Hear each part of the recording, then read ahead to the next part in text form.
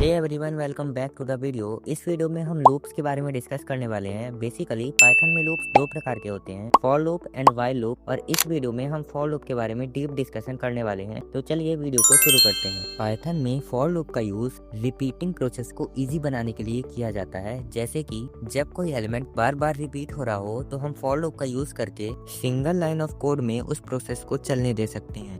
जैसे कि हमने यहाँ पर एक लिस्ट बनाई फ्रेंड्स नाम की, और उसके अंदर हम कुछ नेम एंटर करें। अब इसको प्रिंट करने के लिए मैं यहाँ पे फॉर लूप लगा रहा हूँ, फॉर नेम इन फ्रेंड्स। अब मैं इसको प्रिंट कर दूंगा, प्रिंट में नेम बस प्रिंट करते हैं। सो अब जब मैं इस प्रोग्राम को रन करूंगा तो यहाँ पे आप देख सकते हो नेम पूरा लिख करके आ रहा है नीचे, आर्यन शिवांश XYZ। आप बोलोगे ये तो हम सिंपल प्रिंट कर सकते हैं, इसमें फॉर लूप लगाने की क्या जरूरत है। तो इसको मैं कमेंट आउट करके आप सभी लोगों को बताता हूँ कि फॉर लूप लगाने से क्या फर्क पड़ता है। अब यहाँ पे प्रिंट फ्रेंड्स जब हम करेंगे तो यहाँ पर आप देख सकते हो पूरी लिस्ट यहाँ पर लिख करके आ रही है। लिस्ट के अंदर आर्यन शिवांश XYZ लिखा हुआ है, बट जब हम फॉर लूप यूज करते हैं तो सिर्फ नेम लिख करके आता है। आप सभी लोगों को मैं दिखाता हूँ, ये देखिए जब हमने फॉर लूप लगाया तो यहाँ पर नेम लिख करके आ रहा है, बट जब हम सिंपल प्रिंट कर रहे थे तो पूरी लिस्ट बन करके आ रही थी। और अगर हमें सिंपल सिर्फ अंदर के वेरिएबल्स अगर प्रिंट करने होते एलिमेंट्स आर्यन शिवांश और XYZ, तो फिर हमें कई बार प्रिंट का यूज करना होता।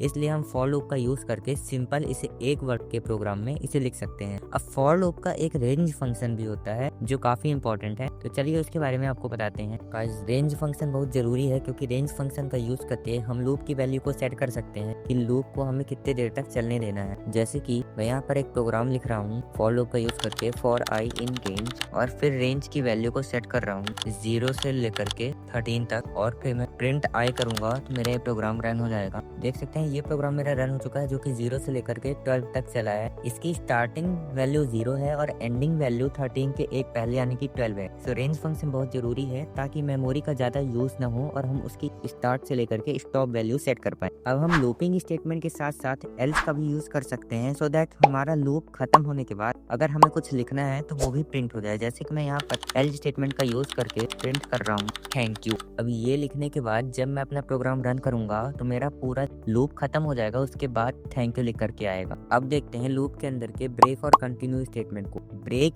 यानी कि जब हमें लूप को तुरंत खत्म कर देना हो, और कंटिन्यू जब हमें किसी स्टेप को स्किप करना हो। तो चलिए कोडिंग की हेल्प से इसे समझते हैं। मैं यहाँ पर एक प्रोग्राम लिख रहा हूँ फॉर आई इन रेंज, और रेंज की वैल्यू दे रहा हूँ 1 से लेकर के, जरूरी नहीं है कि हमें 0 से स्टार्ट करें, और उसके अंदर मैं इफ स्टेटमेंट का यूज कर रहा हूँ और आई की वैल्यू दे रहा हूँ 3, और यहाँ पे मैं कंटिन्यू स्टेटमेंट यूज कर रहा हूँ और फिर इफ का यूज करके आई की वैल्यू 5 दे रहा हूँ और ब्रेक स्टेटमेंट का यूज कर रहा हूँ यहाँ पे, और अब प्रिंट करता हूँ आई को। तो यहाँ पर क्या होगा कि कंटिन्यू जो एक वैल्यू को स्किप कर देता है एक स्टेप को, तो वो आई की इक्वल में हमने 3 रखा है तो 3 स्किप हो जाएगा। देख सकते हैं 1 2 4 चला, जिसमें 3 स्किप हो गया और 5 के पहले ब्रेक हो गया, मतलब कि लूप खत्म हो गया। अब नेस्टेड लूप की कंडीशन को देखते हैं, जिसमें हम लूप के अंदर लूप का यूज करते हैं। यहाँ पर मैं एक कोड लिख रहा हूँ फॉर आई इन रेंज, और रेंज की वैल्यू सेट कर रहा हूँ 1 2 3, और उसके अंदर एक और लूप लगा रहा हूँ फॉर जे इन